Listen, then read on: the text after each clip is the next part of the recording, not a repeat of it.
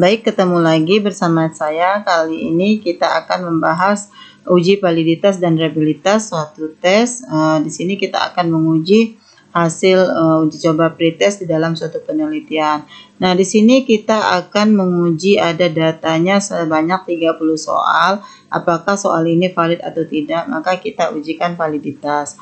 Nah, gimana kita menguji suatu validitas? Yaitu kita menekan analyze, kemudian correlate, kemudian kita pilih bivariate. Nah, kita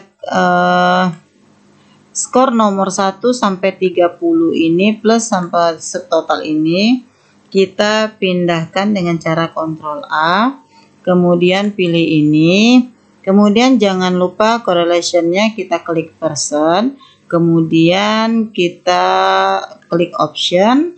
Nah, kemudian continue dan oke. Nah, sekarang data atau input daripada correlation itu sudah dapat kita lihat di sini. Outputnya. Dan ini adalah merupakan hasil dari validitas suatu tes. Nah, di sini kita lihat dari skor total di sini ya. Nah, ada dua cara pengukuran atau cara melihat dari suatu validitas. Yang pertama menggunakan R hitung, yang kedua menggunakan signifikansi. Nah, yang pertama itu kita akan membahas tentang bagaimana cara menggunakan R hitung. Nah, jika R hitungnya lebih besar pada R tabel, maka dikatakan valid. Nah, dan sebaliknya, jika R hitungnya lebih kecil daripada R tabel, maka dikatakan tidak valid. Nah, berhubung soalnya berjumlah 30, maka kita lihat dulu berapa R hitung R tabelnya. Nah, kalau di sini ada N dikurang 2, artinya 30 dikurang 2, artinya 30 dikurang 28, 30 berarti 28, sedangkan tingkat signifikansinya 0,05. Nah, di sini kita lihat 28 0,05, maka R tabelnya adalah 0,361. Nah, jika R hitungnya itu lebih besar pada R tabel, maka dikatakan valid.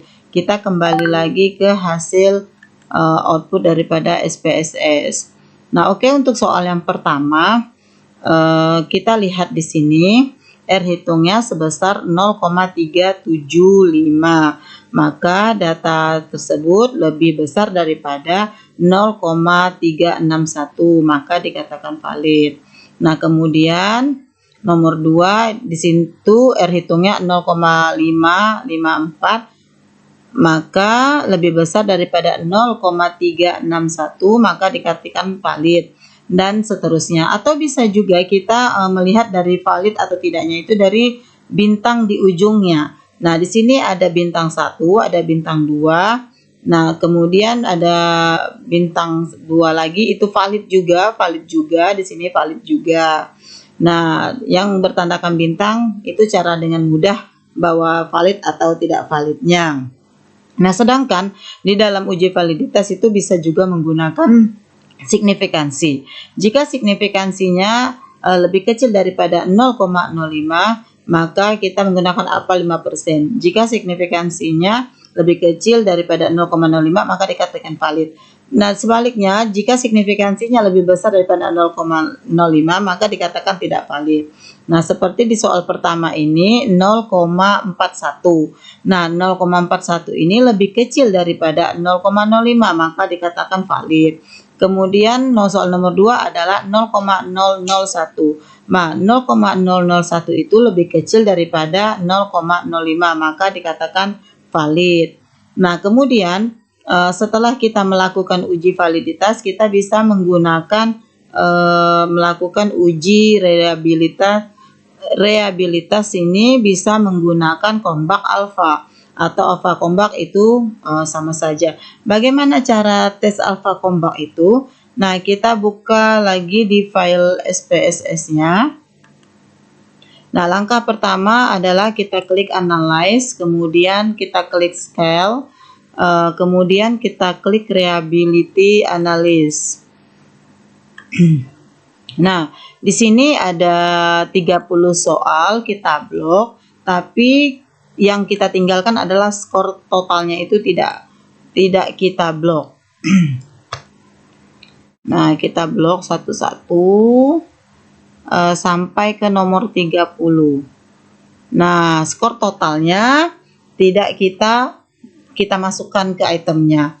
Nah, kemudian kita kita klik tanda ini. Kemudian model ini harus alpha.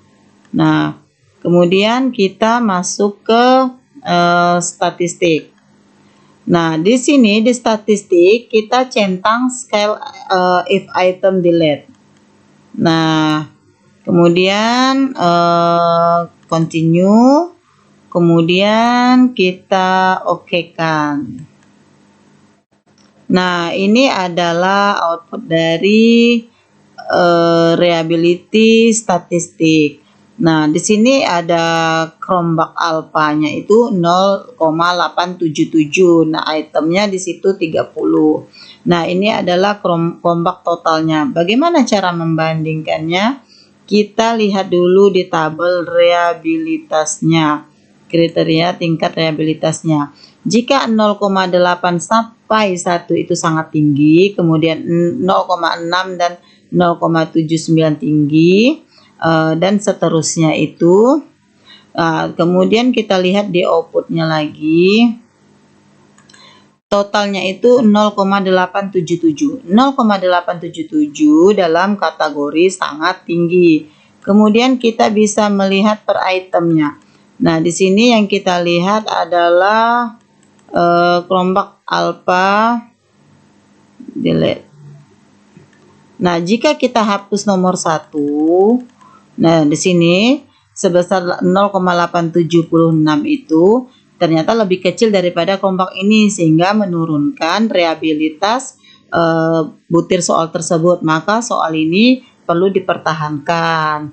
Nah, seperti itu. Ini adalah merupakan contoh dari uji reliabilitas dari suatu tes untuk setiap tes butir soal. Nah, terima kasih. Sebelumnya kita sudah melakukan uji validitas dan reliabilitas untuk tes uji coba pretest. Sekarang kita melakukan uji validitas dan reliabilitas dari uji coba post-test. Seperti biasa, kita melakukan uji validitas. Yang pertama adalah klik analyze, kemudian correlate, dan bivariate. Nah, kemudian, di sini kita Ctrl A, kemudian masukkan ke variabel, kemudian option, kemudian continue, kemudian oke.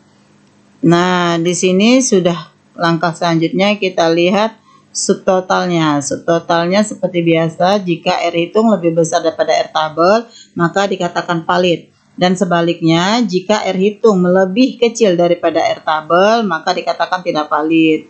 Nah, seperti pada umumnya yang telah kita ketahui, jika M-nya itu 30, maka R tabelnya sebesar 0,361. Nah, untuk skor total di soal pertama itu adalah R hitungnya adalah sebesar 0,193. 0,193 ini lebih kecil daripada R tabel 0,361, maka dikatakan tidak valid. Kemudian nomor 2, R hitungnya 0,534. 0,534 ini lebih besar daripada R tabel, maka dikatakan valid.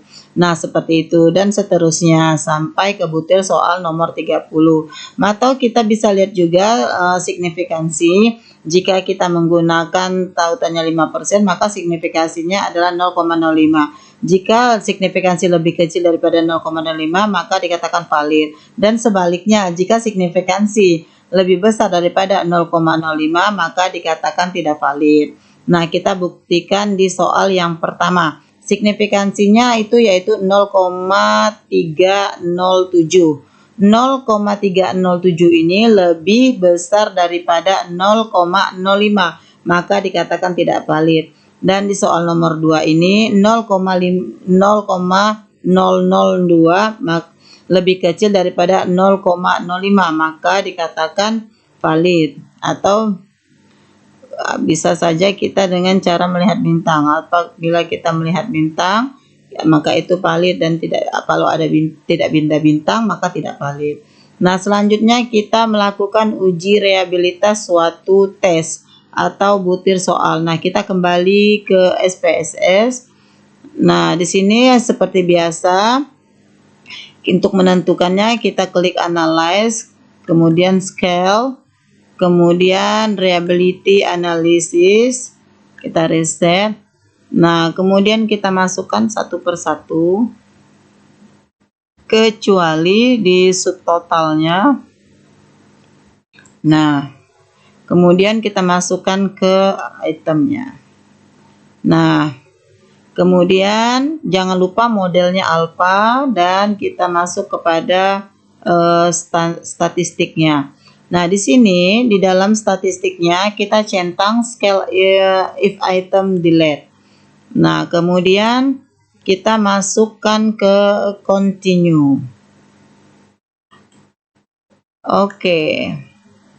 Nah, sekarang kita bisa melihat tabel atau daftar dari reliability statistik. Ini untuk mencari Cronbach alpha.